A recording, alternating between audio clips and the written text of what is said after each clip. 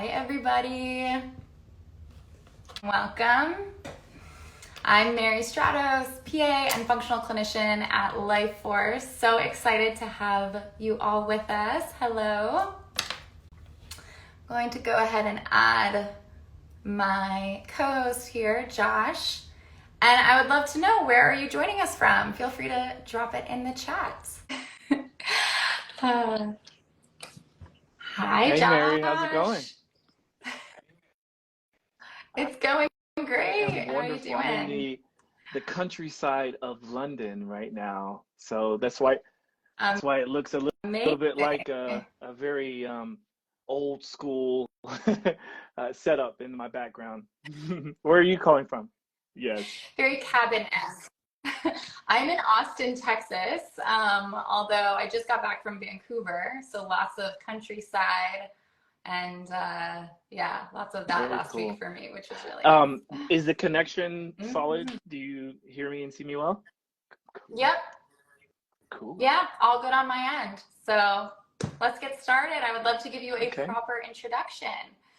All right, y'all. So today I am joined by Joshua J. Holland, a dedicated biohacker, NASM certified fitness trainer, holistic health coach, and friend of Lifeforce. He's also a member. He champions the philosophy of awareness through experience and has subsequently spent years consulting with elite professionals with the goal of building a vast well in which to draw from when evoking alignment of body, mind, and spirit for his clients. As co-founder of several fitness and health entities, Josh currently leads an elite team of trainers and health coaches across the US, and his vast experiential knowledge base has created a very sought-after following in the world of health, wellness, fitness, and lifestyle. Amazing. Thank you so So much. good to have I'm you. really honored. I actually talked to a few friends ahead of this live that know you and know your work, and so they were like, "Oh, this is going to be a good chat." Amazing. So I hope we can deliver. All right, so we're talking today about how to optimize your fall wellness routine. And daily habits can be such an important foundation for maintaining and optimizing your health. So I would love to start here. As a biohacker, trainer, health coach, what are some of the daily habits you found to be most successful for you and your Well, clients? okay, so my philosophy or my methodology, if you will, is very much holistic, and I come from this foundation of I try to teach through experience and sort of like being a good leader, and that kind of allows people to Mhm. follow. But I'm also a good follower to people like yourself and the team at Lifeforce, and so with that, I think the best way for me to describe what I do is I try my best to find things that work for me, and then I also like to stay curious so that I can find out what's working for other people, and then put that together in a way so that most people can relate, and then they can come back to me and say, okay, well, Mhm. I don't maybe eat the way you do, or I don't have the same performance goals as you do, but I heard you talking about grounding, or I heard you talk about walking. And so those are some of the Mhm. habits that I like to instill within my own routine, but then I also suggest to people, because I want people to understand the low-hanging fruit, because I do understand that we can obviously Yes. progress into a more detailed, a more complex way of optimizing people's health and wellness, but why start there when we can start with the lowest hanging fruit? And that's basically getting back to nature. And that's kind of my Mm, philosophy. love it. Mm, Yeah. awesome. I love that so And much. then I guess I could Yeah. throw that back to you, right? Like what are some of the habits and the routines and things that you've seen that work with your clients? Mhm. Yeah. Yeah, I really like what you said, and I agree that we have to start with the low-hanging fruit. And the way I look at habits is, what are things we can do even on a hard day, even on a non-ideal day, right? So that we can stay consistent with it. And I want to make sure that what I recommend has a high Mm, ROI, because as you probably know, if people don't notice something from it, they're right. not going to continue it. So I like to make sure I'm focusing on the foundations. So either sleep, nutrition, movement, or stress management. And if I could prioritize one first, it would definitely be sleep. So I find that, if you're not sleeping enough, it's so hard to accomplish anything else in the other areas, right? You're tired, so you don't want to work out. Your hunger hormones are off the chart. Your satiety hormones, your ability to feel full, are down. So you're kind of eating all day, etc. And so I say set a bedtime and aim for 7.5 hours of sleep. That's like a number one for me. And if you can't get that much right now, maybe you have small kids or just not the time, there are other ways to optimize sleep. My first go-to is usually a really good bioavailable magnesium, like a magglycinate or mag-threonate, which I love, which are both in the Lifeforce magnesium. So I think that's a great place to start. So definitely focusing on sleep first and foremost. Couple other tips that I love for getting back into my routine would be starting your first meal of the day with a blood sugar balancing meal, right? So what does that look like? What does that mean? Incorporating good proteins, healthy fats, and fiber into your first meal of the day. Because if you start the day off on that carb roller coaster, bagel, pumpkin spice latte, right, cereal, you are not going to be focused and energized throughout the morning, and it's going to continue throughout the rest of the day. So first meal of the day, really focusing on a blood sugar balanced meal can be a big game changer for people. And then my last big focus that I always try to come back to, but it is the hardest for people, Josh, maybe you've noticed the same, I would like to know, is cultivating a really good stress management routine, right? Because so much is coming at us all the time, taking us out of that kind of grounded, centered state where we can really serve and perform from. And I think if we can shift out of that routinely, it unlocks so much for us. So meditation, gratitude, thanking someone and really meaning it. Thank you for being here. That's are some good habits. Beautifully put. Thank you for sharing that. And if you don't mind, I'd like to piggyback on that, because you just laid out a few like call to actions, right? A few things that people can really take away from. Yeah. So I'll just be really brief in this, and this is kind of a shameless plug for my book, but I basically broke down 5 key things that I consider pillars for optimal health and wellness in my book. And I'll quickly just mention that so that you can kind of also see how I think about the whole picture. And so basically each of the pillars have this adjective or adverb in front of it, which is quality, because I want people to understand that quality is actually on a spectrum, and all the things that we're focusing on is on a spectrum. And so the first one that I identify in my book, and the way that I think about things, is quality awareness. And so being aware that we either need to make a change or that we have the ability to make changes, I think is huge. And I think it starts with quality awareness. So just having this state of awareness to say, you know what, I actually can change my outlook on life. I can change like I was talking to a friend the other day here in London, and I just kept saying that when we have the ability to be happy, then why not be happy? And I do get that, like, there's things that are going around us all day and all night, which might be environment, which might be the foods that we eat, whatever. But we have the choice to be happy. We have the choice to be healthy, right? So quality awareness is the main one. And then the second main one is right up there with what you just said as your first, which is quality rest and recovery. And so obviously within that is sleep.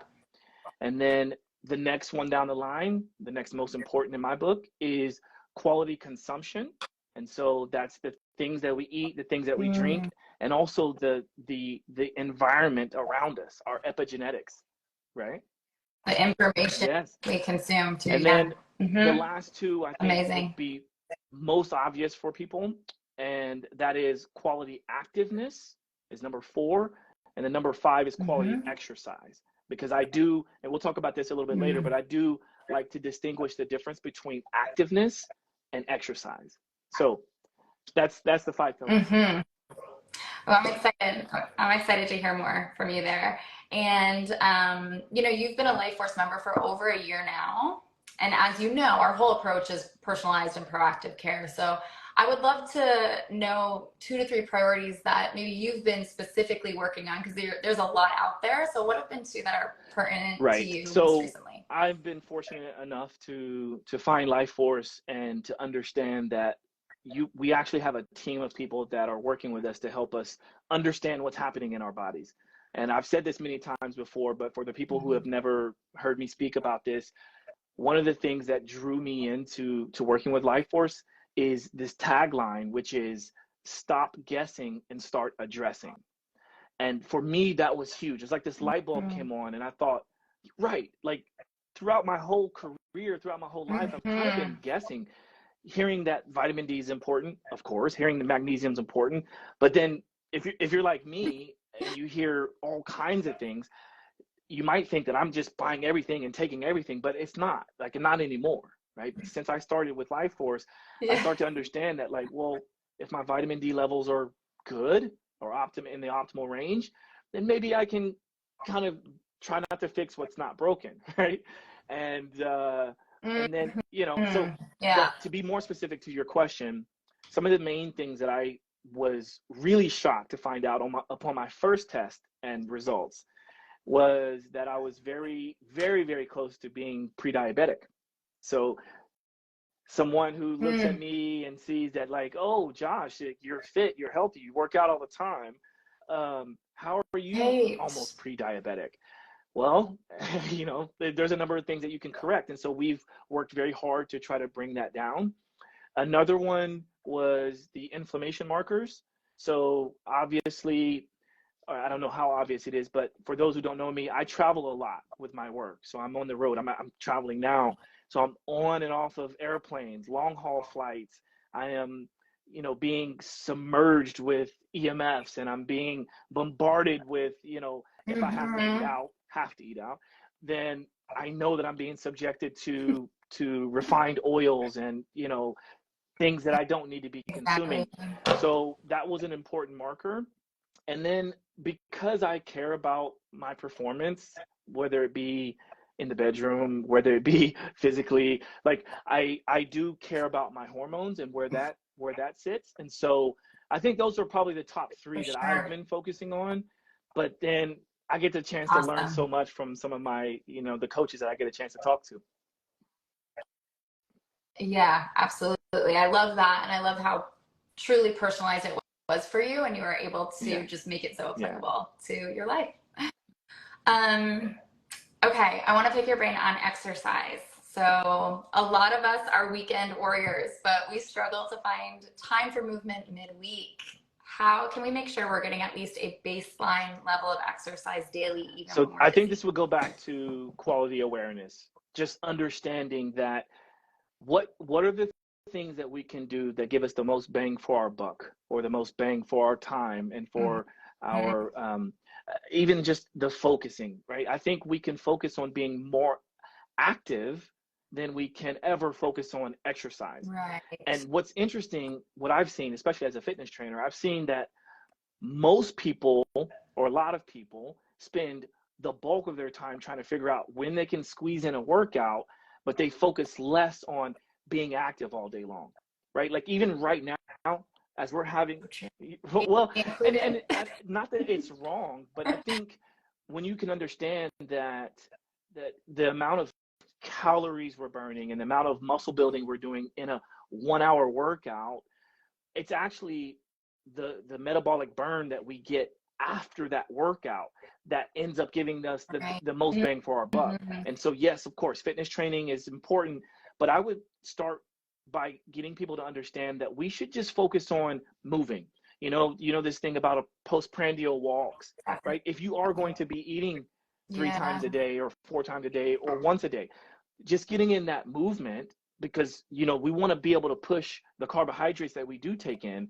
We want to be able to kind of shove that into the muscles, which is going to soak up those carbohydrates, and then you don't have to worry so much about, are you having too many carbs, or you're not having too many carbs, right? And so it just makes everything a lot easier.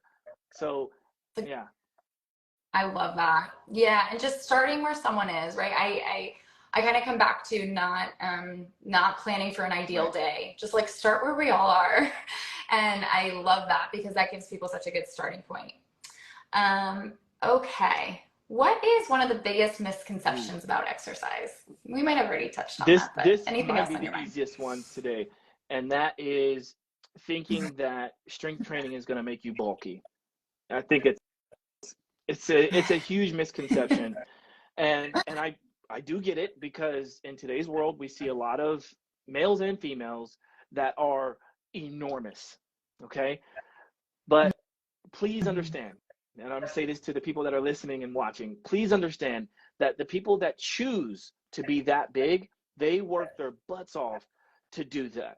Whether it is taking performance enhancing drugs, whether it is eating in a way that supports being that big, or the training, the split training and training every day, it becomes a part of their life. So strength training is actually, like, if you want to walk longer, right, to be more active longer, then you need to get stronger. Your feet have muscles in them as well, so our feet need to be stronger, right? Our knees and the muscles that support our knees, our hips, our glutes, like all these things need to be stronger. And so just understanding that, like, again, even if you want to run faster, maybe you're a marathoner, like some of the only ways to get faster, because I imagine people at the elite level, they're doing everything they can to be faster. You can't just say run faster. But what is one way they can improve? That's getting stronger, period.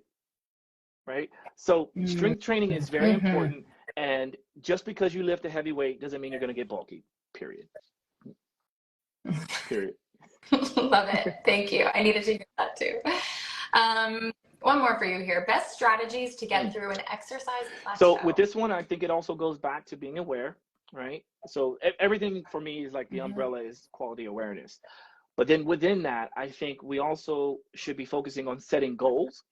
And one of the things that I think that I've seen help people break through plateaus is isometric training. And what I mean by isometric training is not just your very standard planks and wall sits, but I mean lifting something that will not budge and doing that for 6, 7, 8, 9, 10 seconds. And I use this little strap called an iso bow, but there's other things like a iso chain, and you can even just go to a bar that you know is not going to move and try to push it, try to pull it, right? And what happens there is that we get a chance to work on time under tension, because that's the most important standard in the world of fitness and strength training, is time under tension. So the more tension you can get within your muscles, because if you're doing fast reps, you are getting some time under tension, but you're having to do way more reps and spend a lot more time when you could simply just do one round of 10 seconds pulling with all your might or pushing with all your might. So that's one easy way to kind of break through a plateau for sure. I love that. I'm inspired now to go and like push on something outside. We can also follow up on, like for those who don't understand some of the things we're talking about today, like just stay in touch, because we'll probably come out with some content that'll help people support that. Yes, definitely. So we just talked about exercise, which is a little bit of my expertise. How about I throw it at you now, because I know your expertise falls into diet and nutrition. So question for you is, one area we all ignore, or that we sometimes ignore, is nutrition. So what are 3 tips you'd recommend for anyone, men or women, interested in eating a healthier diet? For example, reduce sugar intake, things like that. Like, what are some things that you would suggest there?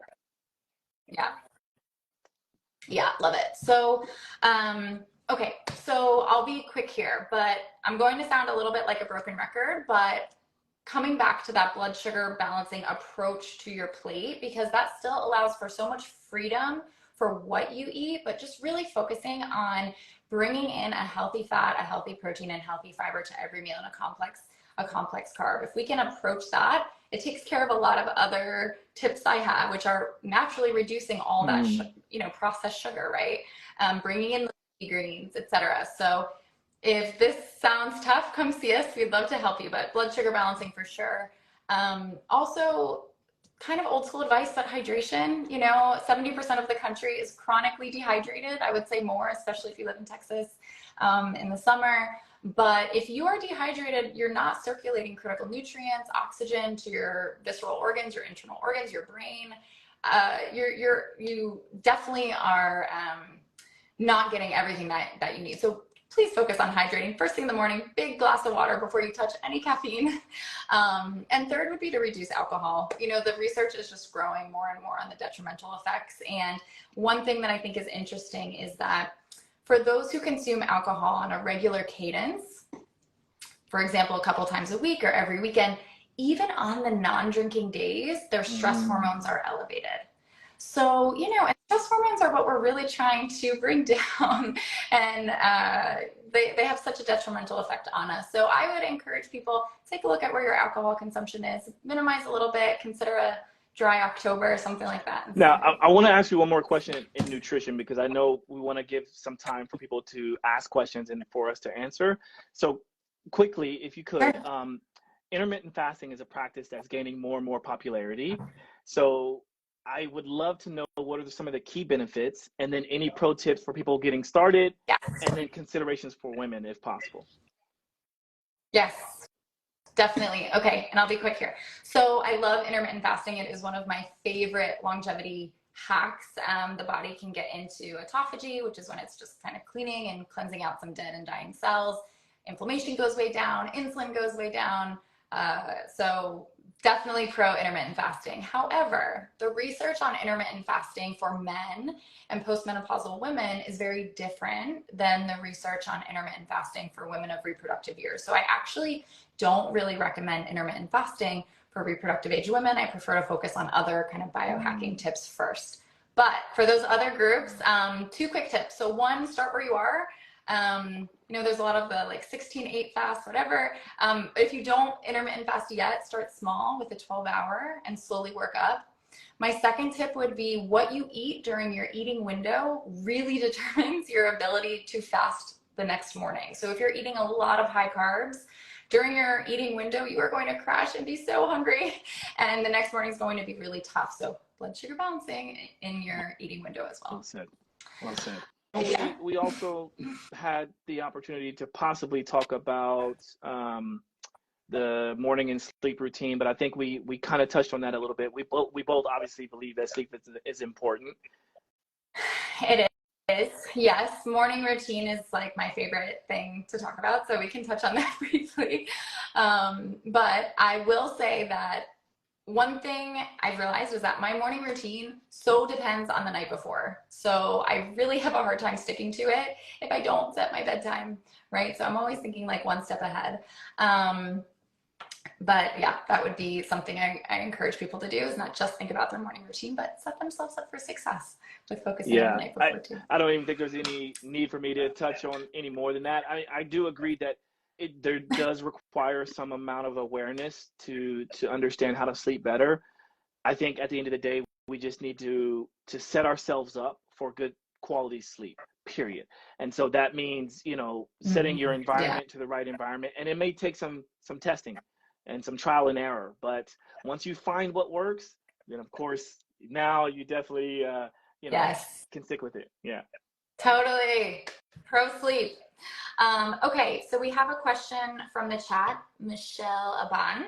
She says, I work 16 hours a day, am insanely busy. What is the fastest way to get optimal nutrition? She works 16 hours a day. 16 hours a day and am insanely busy. The fastest way to get optimal nutrition. So yeah, great question. Michelle, I can, if you have thoughts, you can go, but I have some thoughts, and then I'll let you go, because I know this is more up your expertise, Ali. But I would say this is where supplementation is important, because there's a lot of people that say that you know, we shouldn't have to live lives when we use supplements. But in our modern fast-paced world that we live in and constantly working and stressed, I think this is where supplementation really comes in. And then also prepping. So just, you know, having the food that you know is healthy, that works for you, having it with you so that you don't get decision-making fatigue and then go and grab, you know, something out of the vending machine. Yeah. So that would be my advice. I couldn't Couldn't agree more. Michelle, I would say you definitely want to think about prepping, and it has to be really easy for you, right? So I would recommend packing some sort of smoothie and like really getting tons of protein in there, healthy fat, maybe some berries, some spinach. So you're covering a lot of your key nutritional steps. And then if you are busy and on your feet at work all day, maybe you don't get to sit down for lunch and dinner, but even the snacks you pack, I would make sure that they're really high quality. So low on the sugar scale, high on the healthy fats and protein would definitely be a good place to start. Okay. Next one from Lyrics with Nat. Give an example of your breakfast. Give us some ideas. Easy. This one's really easy, and you don't have to do it the way I do it, but I just have black coffee for breakfast. So that's my breakfast. I mean, black coffee and maybe some supplements. Do you drink water first? That's true. Okay. That's true. I should backtrack. I drink water, brush my teeth, things like that, and I have black coffee. But I do practice intermittent fasting. So like you touched on earlier, it may not be good for everyone, but it works well for me. Mm-hmm. Yeah. So intermittent fasting doesn't work for my body. And typically I like to really optimize for protein in the morning. So I typically make a shake with a really good organic, high quality plant-based protein powder, some almond butter, organic berries, spinach, wrap it up, call it a day. And that lasts me really nicely until lunch. Sometimes I'll do like scrambled eggs, avocado, and a salad. I just posted a stories, with my breakfast here in London, and it was amazing. It was a sweet potato cut in half, and it was guacamole, slices of avocado, a poached egg, and salmon. Oof. Yes. Oof. Oh, perfect. Oh my gosh. Yeah, everyone take note of that. Okay, and next question from Rita. Hi, Rita. Andrade. Balance is everything. Strength training every day is not so good. Great right? question. And says. Balance is everything. Balance, I think, can occur in more ways than one. So not just the physical balance of balancing on one foot, but also balance within our life. So I do practice a lot of balance training. And then depending on what your idea of strength training is, I would agree with you and say that strength training every day is not ideal. And the reason for that is because we want to make sure that we recover from whatever it is that we're doing when it comes to strength training. And so just keep in mind that it's the physiological benefits that we hope to gain from exercise and from strength training is actually from what we do in the recovery part of all of that. So I just want people to understand that we should be recovering as hard as we're training. That's it. Love that. Yes, absolutely. Okay, last question from Nacho Nation. Where do I get my biomarkers tested? Easy. I can answer that one. So what's great about Lifeforce with all your biomarkers is we send a phlebotomist to you. So you can stay in the comfort of your home and get all your labs tested. You can go to a lab site if that's easier for you, but from the comforts of your home. But come to Lifeforce. We measure a ton of personalized biomarkers in hormones, cardiovascular health, metabolic health, critical nutrients, etc. So that's very easy, by the way. That takes away the excuses, everyone. Right? Yeah. We make it easy. We make it really easy. Okay. Any last thoughts on your mind before we wrap up? I would like to say, if you go to my bio, you'll see there's a link, which is mylifeforce.com/live. And there's a bunch of really cool things in there. They're offering discounts for people who want to sign up with Lifeforce, which it is amazing. If I had the time, I would go and grab my bottles, because even though I'm traveling for 2 or 3 months, like I have enough of my supplements that I need. I have that all with me. And I do have a number of friends and clients who have joined Lifeforce and have been over the moon. Like I could show you some comments that came back to me that they're like, thank you for showing me this. Thank you for telling me about this. And then subsequently, they're also preaching it and sharing it with their friends and family. So it is important. Yeah. Amazing. Thanks for sharing that. Okay, I think we're about at time. And if you are interested in learning more about your hormone levels, potential nutrient deficiencies, or just to start getting proactive about your health, we have an exciting offer for you. Head to mylifeforce.com/live for $200 off the Lifeforce diagnostic when you start your membership. Yes, and Josh, if I can say one thank thing, you so much. for those of you Come that on, felt like this was too short or you didn't get your question answered, feel free to reach out to the team at Lifeforce, to myself directly if you want. I would imagine Mary is also available, but like, we want you to feel heard, because that's what's the most important here. You want to be heard and seen, and that's what we're here for. We're here to help. So. Right. I love that so much, and thank you for saying that. Anything you're feeling, we believe you. We want to support you. And so yeah, we're going to save this, and we'll maybe do awesome. some reposting later. But thanks for joining, everyone. Mary, thank you for your time, and we'll talk soon. Thank you so much. Bye. You too. Bye, Thanks, everybody. Josh. Take care.